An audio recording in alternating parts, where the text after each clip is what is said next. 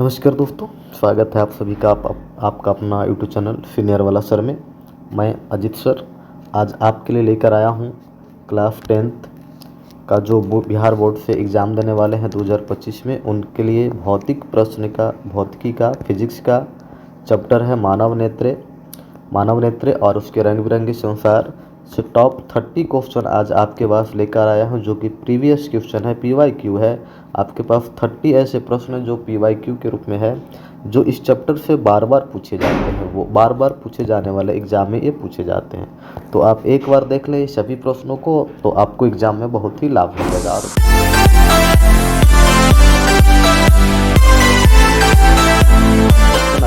आपका पहला क्वेश्चन है कि मानव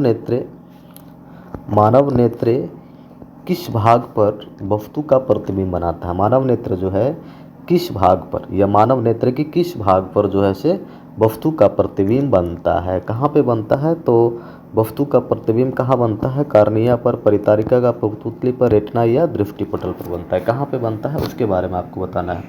तो कहाँ बनता है, तो ये बनता है आपका मानव नेत्र जो है से दृष्टिपटल या रेटिना पर जो है से प्रतिबिंब बनाने का काम करता है। कुछ करता है, रेटिना पर प्रतिबिंब बनाने का काम करता है। यह जो है से बहुत ही संवेदनशील, प्रकाश से संवेदनशील परत होता है जहाँ पे वस्तु का प्रतिबिंब बनता है। ठीक है, और इसका जो है से आगे हम अगला प्रश्न देखते हैं। अगला प्रश्न क्या है, और अगला प्रश्न जो है से तारों का टिमटिमाना की व्याख्या किस सिद्धांत पर आधारित है। तारा जो आप देखते हैं रात के समय में कि लगता है टिमटिमाते हुए नजर आ रहा है, वो किस सिद्धांत पर आधारित है। अपवर्तन के सिद्धांत, प्रकीर्णन के सिद्धांत, वर्ण विक्षेपण के सिद्धांत, इनमें से कोई नहीं। कौन सा सिद्धांत पर आधारित है ये आपको बताना है।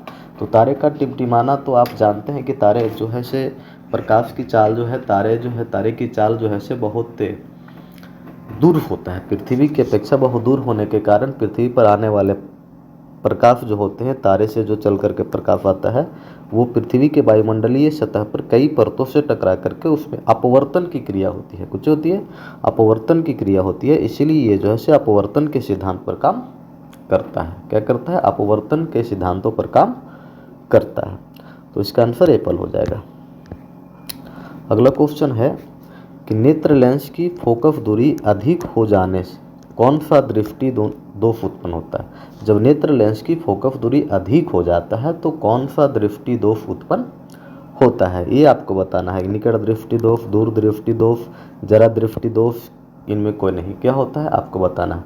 तो जैसे कि आप जानते हैं कि जब नेत्र की फोकस दूरी जो है से बढ़ जाता है तो उसकी क्षमता घट जाती है। नेत्र की फोकस दूरी बढ़ जाने के कारण उसकी क्षमता घट जाती है, और जिसके कारण पास की यानी कि नज़दीक की वस्तुएं वो नहीं देख पाते हैं या धुंधला दिखाई देता है। तो जिसमें निकट की वस्तुएं दिखाई ना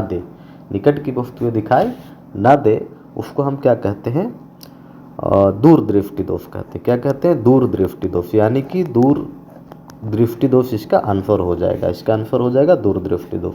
फोकस दूरी अधिक हो जाने के कारण कौन सा दोष होता है, दूर दृष्टि दोष होता है। अगला क्वेश्चन है आपके पास में कि नेत्र के निकट स्थित वस्तुओं को स्पष्ट नहीं देख पाता है तो उसे क्या कहते हैं। तो नेत्र के निकट जो वस्तु होता है उसको नहीं देख पाता है तो हम दूर दृष्टि दोष कहते हैं। उसको क्या कहते हैं, दूर दृष्टि दोष कहते हैं। अभी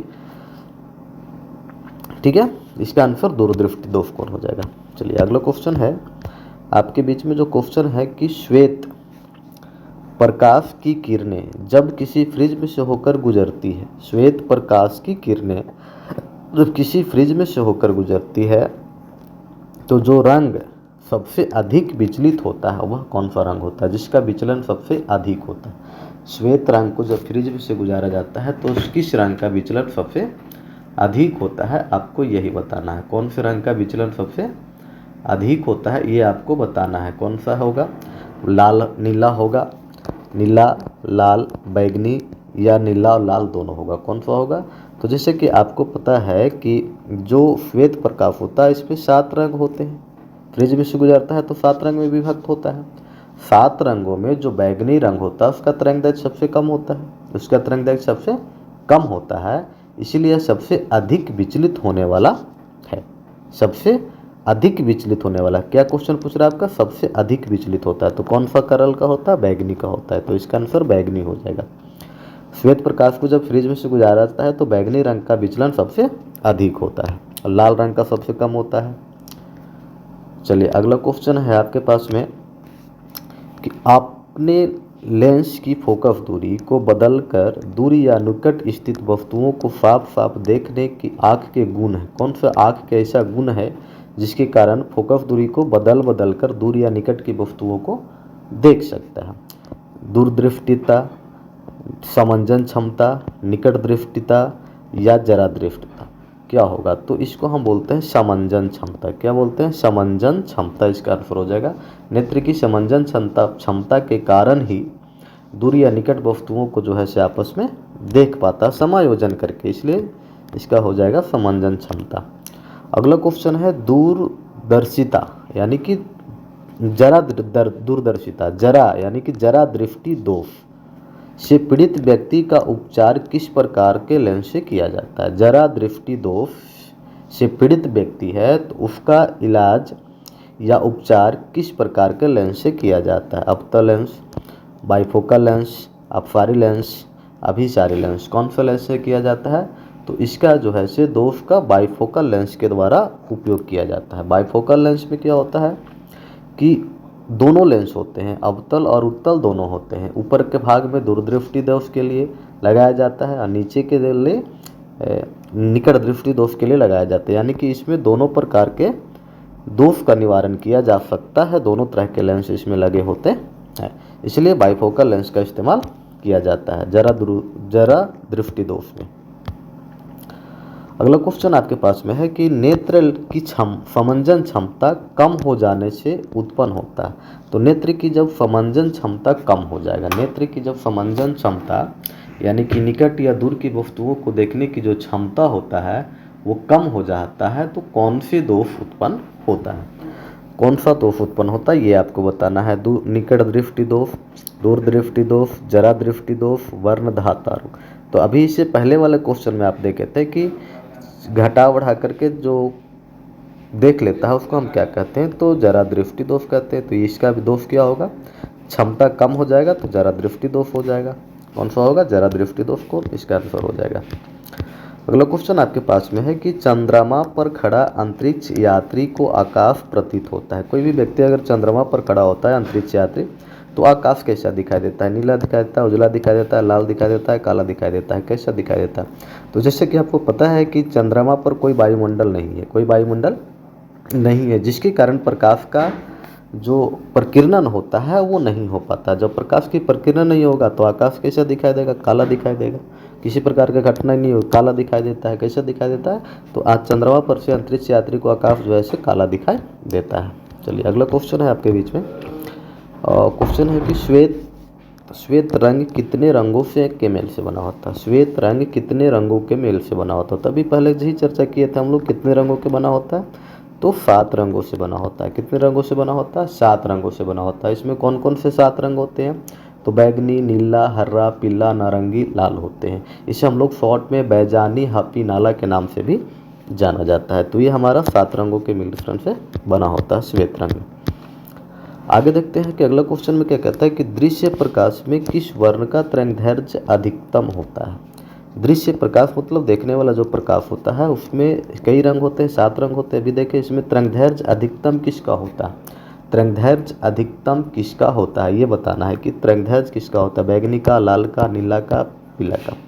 तो आपको पहले क्वेश्चन में आया था कि बैगनी का तरंगदैर्घ्य जो है से कम होता है, जिसके कारण इसका प्रकीर्णन अधिक होता है। तो यहाँ पे कह रहा है कि तरंगदैर्घ्य अधिक होता है, तो किसका होता है? लाल का होता है। किसका अधिक होता है? लाल का होता है, जिसके कारण इसका प्रकीर्णन कम होता है, यानी कि इसका झुकाव जो है से कम होता है। आप समझ गए? बैगनी लाल रंग का तरंगदैर्घ्य अधिक होता है, जिसके कारण इसका विचलन भी कम होता है, विचलन भी कम होता है।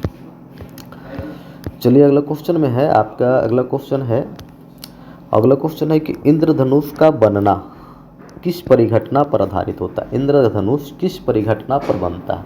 इंद्रधनुष बनने के लिए कौन सी परिघटना आधारित होता है? तो घटना बताना है कि आपको कौन सी घटना पर घटित होता है इंद्रधनुष। प्रकाश का परावर्तन, प्रकाश का अपवर्तन, प्रकाश का वर्ण विक्षेपन इनमें कोई नहीं। तो इंद्रधनुष एक घटना है जिसमें 7 रंगों का पट्टी दिखाई देता है, तो उसको हम लोग प्रकाश के वर्ण विक्षेपण के आधार पर देखते हैं। किसका कारण है, किसके घटना के कारण, प्रकाश का वर्ण विक्षेपण के कारण इंद्रधनुष बनता है। अगला क्वेश्चन है कि आपके पास किसी कोलाइडी विलयन में निलंबित कणों से प्रकीर्णन को कहा जाता है। जब कोई लाइडी विलयन से निलंबित कण प्रकाश के प्रकीर्णन को कहा जाता है तो वायुमंडलीय प्रभाव, किंडन प्रभाव, टिंडल प्रभाव, क्रिटल प्रभाव क्या कहलाता है, तो ये टिंडल प्रभाव कहलाता है। क्या कहलाता है, टिंडल प्रभाव कहलाता है। सी आंसर, टिंडल प्रभाव कहलाता है। ठीक है, चलिए अगला क्वेश्चन है। अगला क्वेश्चन आपके पास लेते आते हैं। तो अगला क्वेश्चन आपके बीच में है कि निकट दृष्टि दोष वाले व्यक्ति के चश्मे में होता है, जो निकट दृष्टि दोष से पीड़ित व्यक्ति होते हैं उसके चश्मे में कौन सा लेंस का उपयोग किया जाता है। तो निकट दृष्टि दोष वाले चश्मे में उत्तल लेंस, अवतल लेंस, बेलनाकार लेंस, इनमें कोई नहीं। तो निकट दृष्टि दोष तो ये अवतल लेंस होगा। कौन सा होगा, अवतल लेंस होगा। यहाँ पे एक चीज़ बता दें, जब निकट का प्रयोग किया जाए, यानी कि निकट का प्रयोग किया जाए और दूर के लिए, तब यहाँ पे निकट में 3 अक्षर होता है निकट दृष्टि दोष, तो उसके जगह पर 4 अक्षर वाला का उपयोग होगा, यानी कि अवतल लेंस का प्रयोग होगा। और 2 अक्षर का होता है दूर दृष्टि दोष, तो इसके जगह पर 3 अक्षर वाला का प्रयोग होगा, यानी कि उत्तल लेंस का प्रयोग होगा। तो क्लियर हो गया, निकट दृष्टि दोष में अवतल लेंस, दूर दृष्टि दोष में उत्तल लेंस। आगे बढ़ते हैं हम लोग। क्वेश्चन है आपके पास में कि मानव नेत्र में उपस्थित लेंस होता है। मानव नेत्र में किस प्रकार का लेंस होता है, कौन सा लेंस होता है, उत्तल होता है, कोई लेंस नहीं होता है, अवतल होता है, इनमें से कोई नहीं होता। कौन सा होगा, तो मानव नेत्र में उत्तल लेंस होता है। कौन सा होता है, मानव नेत्र में उत्तल लेंस होता है। इसकी प्राकृतिक ही उत्तल लेंस की तरह कार्य करता है, जिसके कारण प्रकाश को अपवर्तित करके वो रेटिना पर प्रतिबिंब बनाने का काम करता है उत्तल लेंस।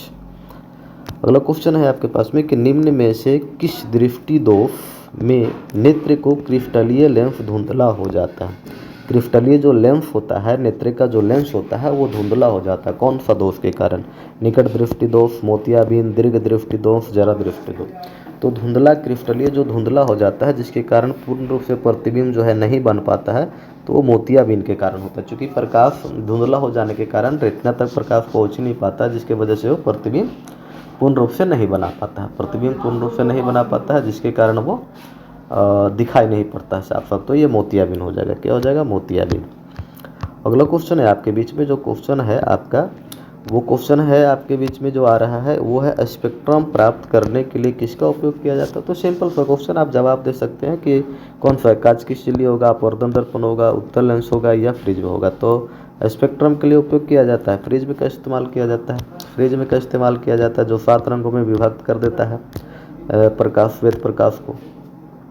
स्पेक्ट्रम में किस रंग का किरण, किस रंग की किरण विचलन झुकाव कम होता है। विचलन झुकाव कम होता है, किसका होता है, तो लाल रंग का होता है। किसका होता है, लाल रंग का होता है। क्यों होता है, क्योंकि इसका तरंगदैर्घ्य जो है से सबसे अधिक होता है। इसका तरंगदैर्घ्य सबसे अधिक होता है, जिसके कारण इसका विचलन कम होता है।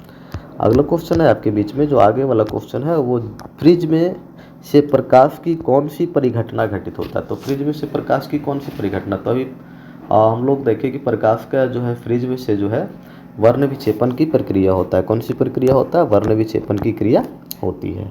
तो अगला क्वेश्चन समझते हैं। और आगे क्वेश्चन आपके पास सामने है, जो प्रकाश की किस रंग का तरंगदैर्घ्य सबसे अधिक होता है। ये तो आपको जवाब पहले भी मिल गया होगा। किस रंग का तरंगदैर्घ्य सबसे अधिक होता है, बैगनी का, हरा का, लाल का, कोई नहीं, तो कौन सा होता है, लाल का होता है। किसका होता है, लाल होगा।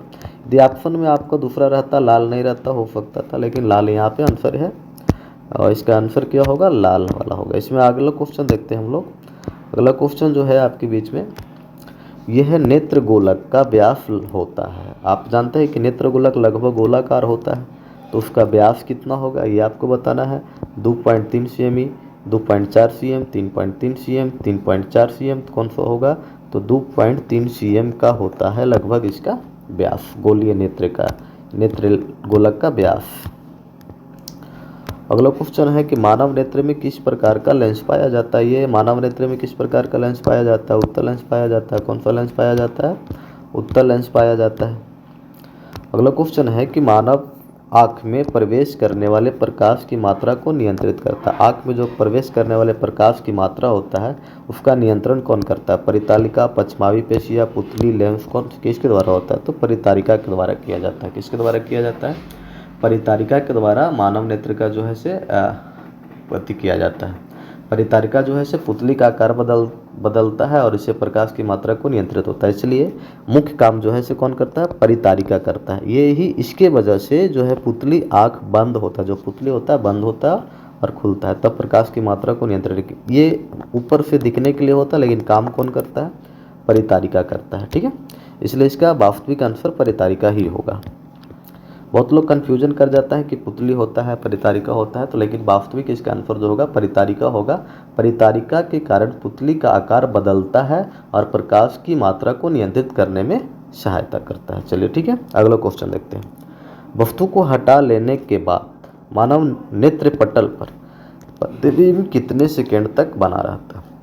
जब कोई वस्तु को आप एक बार देखते हैं तो देखने के बाद वस्तु को हटा दिया जाता है तो वो आपके नेत्र पर कितने समय तक बना रहता है उसका प्रतिबिंब कितना होता है? 1/10 सेकंड तक होता है। कितना होता है? 1/10 सेकंड तक आपका चित्र बना हुआ रहता है, जिसके कारण जब कोई वृत्ताकार जो ये धागा या गोल घुमाया जाता है किसी छड़ी को तो लगता है पूरा घूम रहा है। चलिए आगे देखते हैं हम। अबिंदुकता नेत्र वाले व्यक्ति के चश्मे में किस तरह का निवारण किया जाता है? इसका दोष किस लेंस के द्वारा किया जाता है? अबिंदुकता मतलब होता है कि जो क्षैतिज और ऊर्ध्वाधर रेखाएं होते हैं उसमें ये पूरी तरीके से कन्फर्म नहीं कर पाता कि ये बिंदु यहाँ पे है, यहाँ पे बिंदु है कि यहाँ पे बिंदु है, इसका पूरी तरीके से कन्फर्म नहीं कर पाते हैं, तो इसीलिए इसको अबिंदुकता रोग कहा जाता है। तो अबिंदुकता रोग का निवारण के लिए आपका इस्तेमाल किया जाता है कौन सा? अवतल लेंस होता है, बेलनाकार लेंस होता है, उत्तल लेंस होता है कि द्विफोक्सी लेंस होता है? कौन सा होता है? तो इसका बेलनाकार लेंस का उपयोग किया जाता है। किसका उपयोग किया जाता है? बेलनाकार लेंस का उपयोग किया जाता है। अगला क्वेश्चन आपके पास में है कि मानव नेत्र दो हैं, नेत्र के होते हैं दो होते हैं, अतः इसका दृष्टि क्षेत्र क्या होगा? इसका दृष्टि क्षेत्र कितना होता है? मानव नेत्र दो गो होता है तो दो गो नेत्र जो है उसके से आधार पर दृष्टि क्षेत्र जो है इसका वो कितना होता है? 180, 150, 160, 120। तो चूंकि मानव नेत्र जो है से आपको पूरी तरीके से स्ट्रेट लाइन दिखाने का काम करता है, दोनों साइड का सीधा सीधा दिखाई देता है, इसलिए 180 डिग्री पर होगा। कितना डिग्री का होगा? 180 डिग्री होगा इसका दृष्टि क्षेत्र, और दृष्टि क्षेत्र 180 डिग्री का होगा। अगला क्वेश्चन आपके पास है, मृत्यु के पश्चात कितने घंटे के अंदर नेत्र निकाल लेना चाहिए? नेत्र अगर जो कोई व्यक्ति दान देना चाहता है या नेत्र दान कर देता है तो उस व्यक्ति का जब मृत्यु हो जाता है तो कितने देर के बाद उसको निकालना अनिवार्य होता है, नहीं तो खराब हो जाता है। कितने देर के बाद? तो जब कोई नेत्र दान करता है तो उसके मृत्यु के समय 4 से 6 घंटा में उसके नेत्र का उपयोग निकाल करके उपयोग किया जा सकता है। 4 से 6 घंटा। कोई व्यक्ति मान लिया जाए नेत्र दान कर दिया, किसी कारणवश एक्सीडेंट के कारण उसकी मृत्यु हो जाता है तो वो व्यक्ति का नेत्र जो है से 4 से 6 घंटा के अंदर में निकल जाना चाहिए, तो वो कामयाब हो जाएगा। दूसरे व्यक्ति में लगाएंगे तो ठीक होगा, लेकिन 4 से 6 घंटे के बाद निकालते हैं, 6 घंटे बाद निकालते हैं तो वो संभावना कम होता है कि स्वस्थ रह पाएगा, ठीक रह पाएगा, ठीक से देख पाएगा। तो इसलिए 4 से 6 घंटा इसका वास्तविक आंसर हो जाएगा। अगला क्वेश्चन है कि कौन सा रंग जिसका खतरे के सिग्नल में उपयोग होता है? कौन सा ऐसा रंग है जिसका खतरे के सिग्नल में उपयोग किया जाता है? नीला रंग, बैगनी रंग, लाल रंग, पीला रंग। तो जैसा खतरा आप जानते हैं कि लाल रंग होता है, कौन सा होता है? जहीं कहीं भी खतरा के चिन्ह होगा तो लाल रंग से होता है, तो लाल रंग इसका आंसर हो जाएगा। लाल गुलाब को हरे प्रकाश में देखा जाए तो कैसा प्रतीत होगा? अगर जो आपके पास लाल गुलाब हो, कैसा हो? लाल गुलाब है, उसको हरे प्रकाश में देखा जाए, हरे प्रकाश उस पर डाला जाएगा तो आपको कैसा दिखाई देगा? पीला दिखाई देगा, बैगनी दिखाई देगा, काला दिखाई देगा, नीला दिखाई देगा। तो लाल गुलाब पर जब हरा प्रकाश डालते हैं, ऐसे ही लाल जो रेड कलर होता है उस पर हरा प्रकाश डालते हैं लाल वाला पे तो वो काला दिखाई देता है। कैसा दिखाई देता है? काला दिखाई देता है। तो इसका आंसर हो जाएगा वास्तविक में काला। लाल गुलाब हरे प्रकाश को अवशोषित कर लेता है और इसका जो प्रकाश का प्रवर्तित नहीं कर पाता है, जिसके कारण वो काला ही दिखाई देता है। क्लियर हो गया, काला दिखाई देता है। अगला क्वेश्चन है और ये अंतिम क्वेश्चन है आज का आपका, जो है से प्रकाश का प्राथमिक वर्ण कौन है। प्राथमिक पर जो पहला वर्ण होता है, तो प्रकाश के जो होता है प्राथमिक 3 वर्ण होते हैं। क्या वर्ण होते हैं? 3 वर्ण होते हैं, लाल, नीला और हरा। लाल, नीला और हरा। तो इसमें कौन सा ऑप्शन है? लाल, नीला, हरा, तीनों। ये कौन सा आंसर हो जाएगा? तो इसमें तीनों आंसर होगा। क्या होगा? तीनों आंसर होगा। लाल भी होता है, नीला भी होता है और हरा भी होता है, इसलिए इसका आंसर डी होगा। ये तीनों जो है से प्राथमिक वर्ण के अंतर्गत आता है। तो आज आपके लिए बीच में लेकर आए थे, बहुत ही महत्वपूर्ण क्वेश्चन था, जो कि बोर्ड परीक्षा में पूछे जाने वाले क्वेश्चन है और पूछा जाता है। सारे क्वेश्चन, कई सारे क्वेश्चन जो है सो बार बार रिपीट हुआ है एग्जाम में। तो आप यहाँ तक देखें और इसको एक बार रिवाइज कर लेंगे तो आपको बेहतर से बेहतर समझ में आ जाएगा। और इसी प्रकार के वीडियो को देखने के लिए हमारे चैनल को सब्सक्राइब करें, लाइक करें, शेयर करें और बेल आइकन को दबाएं, ताकि आपको जल्दी से नोटिफिकेशन प्राप्त हो जाए। और विस्तृत जानकारी के लिए, विस्तृत अध्ययन के लिए हमारे ऐप को डाउनलोड करें, सीनियर वाला सर को, जिससे आपको वहाँ पे क्लास रेगुलर करने को मौका मिल सकता है। धन्यवाद।